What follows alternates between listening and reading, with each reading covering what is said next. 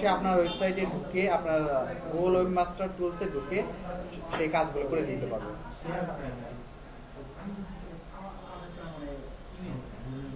তারপর আর গেছে এখানে বলতেছে submit a site map file, একটা সাইট ম্যাপ ফাইল অ্যাড করতে বলতেছে।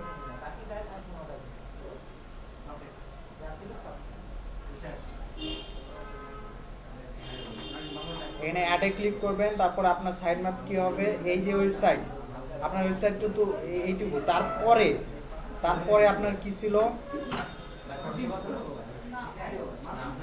দেখেন, .com এর পরে ছিল এইটুকু কপি করবেন এই স্ল্যাশ থেকে কপি করবেন। তারপর আচ্ছা স্ল্যাশ আছে এখানে, .com এর পরে দেখেন একটা স্ল্যাশ আছে, সো আবার স্ল্যাশ দেওয়ার কোনো প্রয়োজন নাই, তাহলে স্ল্যাশটা আমি রিমুভ করে দিই।